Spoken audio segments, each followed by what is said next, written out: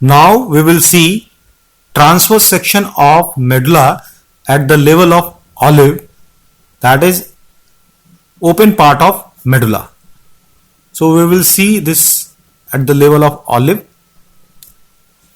Now see, already you have seen this image, and this is the medulla at the level of sensory decussation. So, and this is the transverse section at the level of olive. Now you have to compare this image with this image. Now this will give you a better understanding for the position of the different structure, and then at the time of your examination in your paper you can write and explain in better way. This is the posterior aspect and this is the anterior aspect.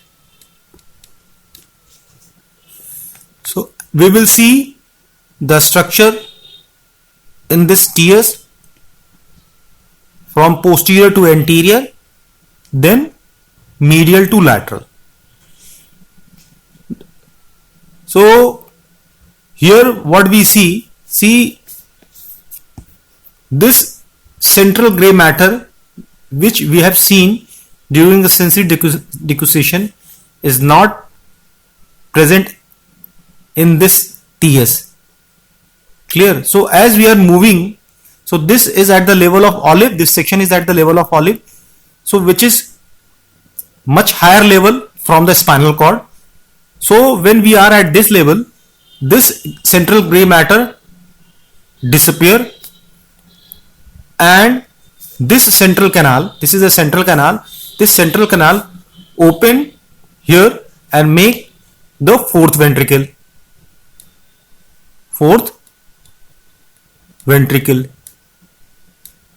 So this is the floor of the fourth ventricle. So this is the floor of fourth ventricle.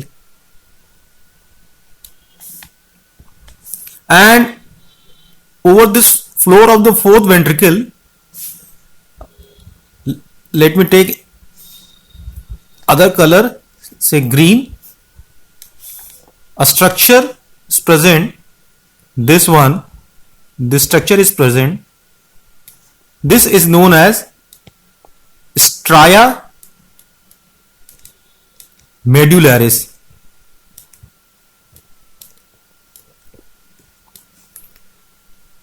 So at the level of olive, this triangular structure, this central gray matter disappear. So as a result of this, the nucleus, these all the nucleus which are present in a series. Clear? So these nucleus, this hypoglossal nucleus and this dorsal nucleus of vagus and this nucleus of tectus solitarius, they all come closer to the floor. They all come closer to the floor. So they are arranged in this pattern. Now moving from posterior to anterior, now we can see this medial longitudinal fasciculus is shifted because the gray matter has been disappeared here. So this gets shifted to the posteriorly. It gets more shifted toward posteriorly. And we can see these two descending tract. One is tectospinal, this tectospinal, and another is rubrospinal. So this descending tract present here. So rubrospinal tract is present anterior to the tectospinal. Further moving anterior, anteriorly we see this medial lemniscus is elongated much. Now then, to its most anterior part, this we see the pyramids, and here at the most anterior part of this pyramid, an important nucleus, let me draw with another color. Here a nucleus is present, is known as arcuate nucleus. This is known as arcuate nucleus.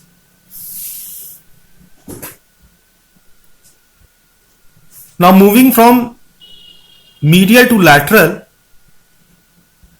we see this nucleus ambiguous. This nucleus ambiguous, you can see this nucleus ambiguous. So this nucleus ambiguous and this crisscross structure, this one is the reticular fiber. So this nucleus ambiguous is present deep to, this is present deep to reticular formation.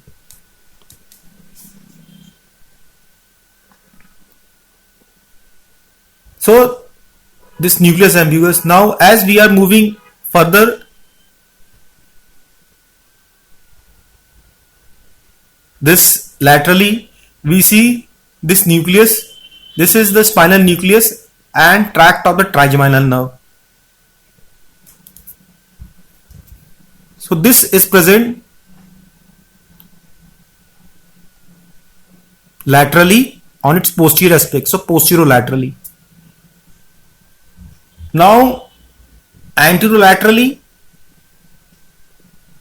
this a very, you can see this is an inferior olivary nucleus, ION, inferior olivary nucleus. And when you compare the inferior olivary nucleus at the level of sensitive decusation and at the level here, you see the size of this inferior olivary nucleus is enlarged compared to here. So this nucleus, this inferior olivary nucleus is the largest gray matter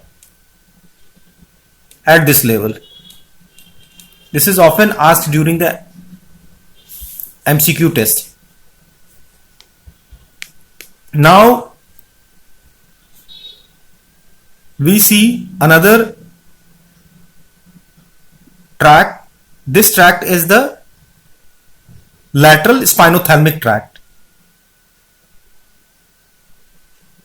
Further moving laterally, this lateral column, and when you compare with the lateral column of this, you can see the difference in the size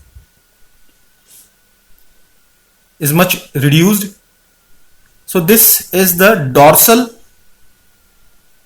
this one is the dorsal spinocerebellar, and this one is the ventral or anterior spinocerebellar.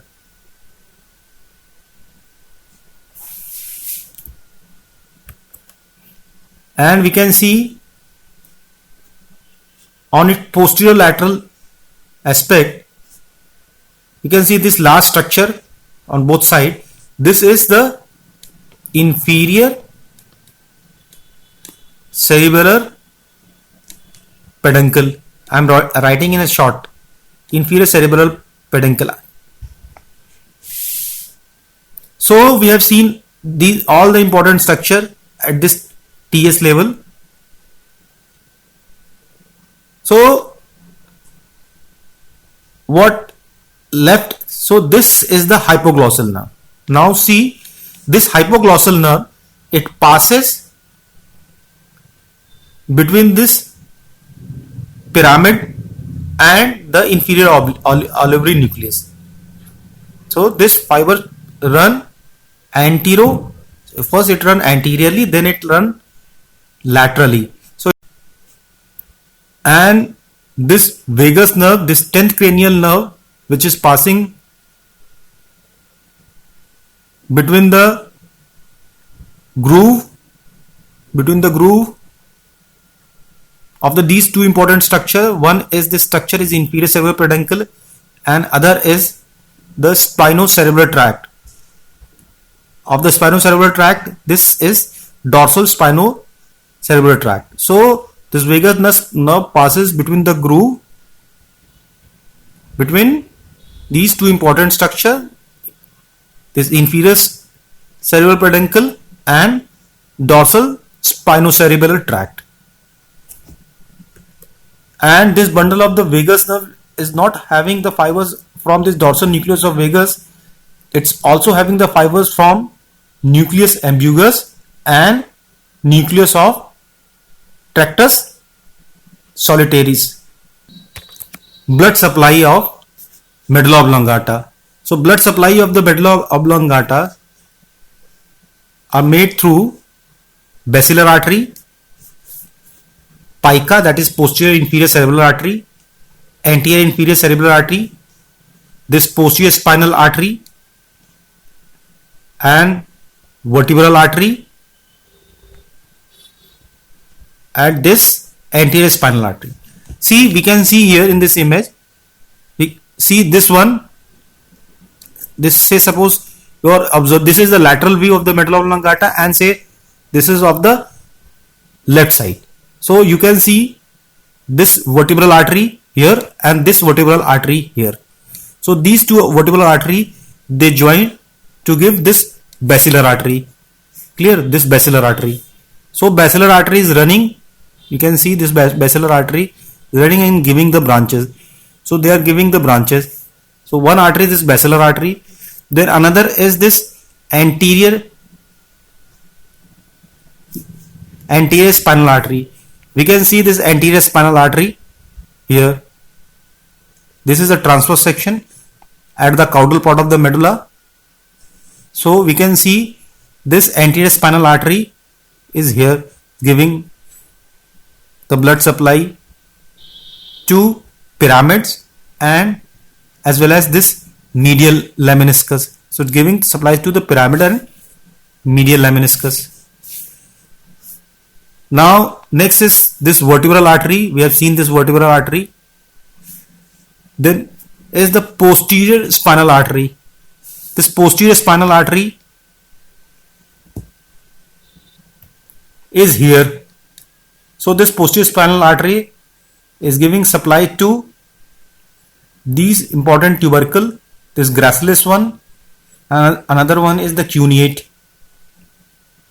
And this pica and ica, we can see this pica is here and ica anterior inferior cerebral artery. This is, they are supplying here to this region and making an anterolateral system. This vertebral artery is here and you can see this supplying to inferior olivary nucleus and this olive. We are at the end of the lecture. This clinical anatomy. Diseases of medulla oblongata are genetic in origin, developmental in origin, vascular, degenerative, inflammatory, infective, and neoplastic in origin. But at this platform we are going to see the diseases which are vascular in origin, this, and those, the one which are degenerative in origin. Two important vascular disorders are, one is lateral medullary syndrome and other is medial medullary syndrome. Lateral medullary syndrome is also known as syndrome of Wallenberg, whereas the medial medullary syndrome is known as Dejernis anterior bulbar syndrome. So this lateral medullary syndrome is due to the thrombosis of pica, that is posterior inferior cerebral artery, whereas medial medullary syndrome is due to the thrombosis of vertebral artery. And you have just now you have seen the blood supply of the medulla, and you know the anatomical position where the pica is supplying and which part of the brain it is supplying, which part of the medulla is supplying. So due to the thrombosis, what happened? The dorsal aspect of the medulla and inferior surface of cerebellum, clear, this get affected. And in case of medial medullary syndrome, ischemias happen in the paramedian region. So what the final outcome of this lateral medullary syndrome? Due to this, what happened? The contralateral loss of pain and temperature. So pain and temperature due to the spinothalamic tract. So spinothalamic tract get affected. As a result, the loss of pain and temperature occur on the contralateral side. See, this is the contralateral side. And on the ipsilateral side, what happened? So what happened in the ipsilateral? Loss of pain and temperature. This loss of these pain and temperature sensation on the face, and this occurred due to the effect in the spinal nucleus of trigeminal nerve. This trigeminal nerve. Whereas in case of medial medullary syndrome, the contralateral hemiplegia occur, and on the ipsilateral sides, the paralysis of half side of the tongue, due to the effect in the 12th cranial nerve. Another clinical anatomy is the degenerative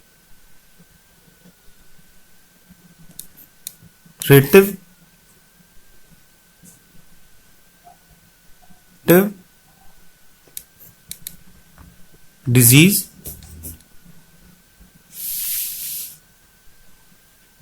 So this degenerative disease is of the two type. One is the pseudobulbar palsy and other is the bulbar palsy. In pseudobulbar palsy, this is a degeneration of this corticobulbar pathway to 5th, 7th, 10th, 11th and 12th cranial nerve. Clear? So this lower motor neuron sign absent in this, and gag reflex can either be normal or increase, which result in the spastic tongue. It means the tongue will go in the spasm.